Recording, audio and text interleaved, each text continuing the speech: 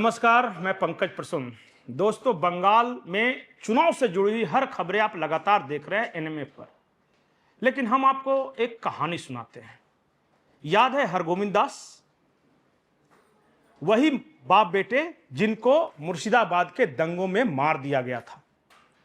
बांग्लादेश में हिंदुओं की हत्या पर तमाम मीडिया चैनल ने कवर किया, लेकिन हरगोविंद दास का नाम कितनों को याद है? आज एक खबर आई कि हरगोविंद दास जिस विधानसभा क्षेत्र में थे, वहां 90% से ज्यादा मतदान हुआ है 3 बजे तक। वहां के लोग उमड़ रहे हैं मतदान केंद्रों पर। क्या एक विधानसभा क्षेत्र बंगाल का मूड बता सकता है? शायद नहीं, क्योंकि हर सीट के अलग अलग पैरामीटर्स होते हैं। लेकिन 90% मतदान होना उस सीट पर जहां हिंदू पिता पुत्र की हत्या हुई थी, क्या इशारा करता है?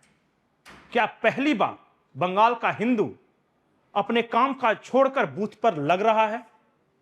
हम सुबह से तमाम तस्वीरें देख रहे हैं। उन तस्वीरों को गौर से देखते जाइए, किस तरह के लोग खड़े हैं।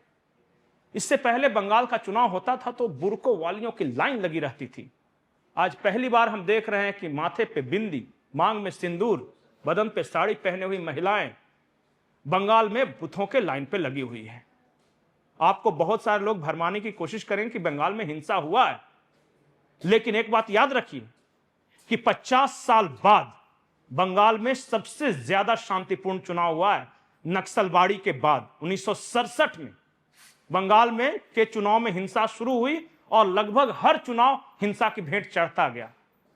इस बार तैयारियां कुछ ऐसी थी, पूरे देश की नजर बंगाल में कुछ इस तरह गड़ी हुई थी कि लोग चाहकर भी हिंसा नहीं कर सके। छप्पा वोट, ठप्पा वोट की खबर कहीं से नहीं आई। तो मैं तो यही कहूंगा कि लोकतंत्र अंगड़ाई ले रहा है बंगाल में 50 सालों बाद, और इस लोकतंत्र की अंगड़ाई का परिणाम क्या निकलेगा, मुझे पूरा यकीन है कि सुखद परिणाम निकलेगा। 4 तारीख को देखिएगा, बंगाल इतिहास रचेगा। कौन हारेगा कौन जीतेगा ये मैं नहीं जानता, लेकिन लोकतंत्र जीतेगा, लोग जीतेंगे, जनता जीतेगी, यह बात मैं यकीन के साथ कह सकता हूं। ममता बनर्जी बंगाल में एक फैक्टर बनकर उभरी। ममता बनर्जी को जिताया किस लिए था? बंगाल के लोगों ने कम्युनिस्ट शासन को उखाड़ फेंका और उन्हें ममता बनर्जी के रूप में एक चेहरा नजर आया जो कि कम्युनिस्टों के खिलाफ आइडियोलॉजिकल लड़ाई लड़ रही थी। लेकिन सरकार में आने के बाद क्या वो आइडियोलॉजिकल लड़ाई, जो कम्युनिस्ट विचारधारा के खिलाफ लड़ाई थी, वो जारी रहा? बहुत सारे लोग ये आरोप लगाते हैं कि सीपीएम के सारे कैडर, उनके नेता, सिंडिकेट एक एक करके टीएमसी में शामिल होते चले गए। झंडे का रंग बदल गया, लाल से 2 फूल हो गया, लेकिन बंगाल के लोगों की किस्मत नहीं बदली। 16,000 इंडस्ट्रीज बंद हो गई, 8,000 स्कूल बंद हो गए, 80 लाख परिवारों का पलायन हो गया। हिंसा, बलात्कार, बमबाजी ये आम खबरें हो गई। बंगाल में बदला क्या?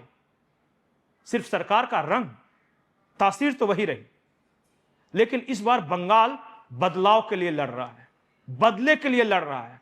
बंगाल फिर से बनेगा आमार सोनार बंगला, एक ऐसा बंगाल जहां कलकत्ता के आसपास इंडस्ट्रीज फलेगी फूलेगी, जहां आसपास के राज्यों के लोग, बिहार, झारखंड, उड़ीसा, आसाम के लोग कलकत्ता कमाने जाएंगे। पुराने दिनों के भोजपुरी गानों को याद रखिए, बलम कलकत्ता गए, इस तरह के गाने बनते थे क्योंकि लोग कलकत्ता कमाने जाते थे। आज अफसोस कि कलकत्ता के लोग बेंगलोर, दिल्ली, विशाखापत्तनम कमाने जा रहे हैं। बंगाल के मध्यम परिवार का दर्द कौन समझेगा? जरा सोचिए कि बंगाल में कितनी इंडस्ट्रीज आई और कितनी गई। आई नहीं, जो भी है सिर्फ गई। इसी बंगाल में 1993 की बात है, बिड़ला को, कुमार मंगलम बिड़ला को सड़क पर रॉयटर्स बिल्डिंग के सामने उनके कपड़े फाड़े गए थे। इसी बंगाल में टाटा के नैनो प्लांट को उखाड़कर फेंक दिया था। एक ऐसी फिजा बनाई गई कि जो उद्योगपति है, जो कारोबारी है, वो दुश्मन है गरीबों का। जबकि हमें पता है कि एक उद्योग लगता है तो 1000 परिवार चलता है, 1000 लोगों को रोजगार मिलता है। बंगाल उसके खिलाफ लड़ रहा है। बंगाल लड़ रहा है नारी सुरक्षा के नाम पे। बंगाल लड़ रहा है दोबारा आमार सोनार बंगला बनाने के लिए। गुरु रविन्द्रनाथ टैगोर का बंगाल, रामकृष्ण परमहंस का बंगाल, नेताजी सुभाष चंद्र बोस का बंगाल, खुदीराम बोस का बंगाल। क्या बंगाल बनेगा? दोबारा क्या अमर सोनार बंगला बनेगा? क्या जनता की यह लड़ाई रंग लाएगी? आपकी क्या राय है? कमेंट सेक्शन में जरूर बताएं। नमस्कार।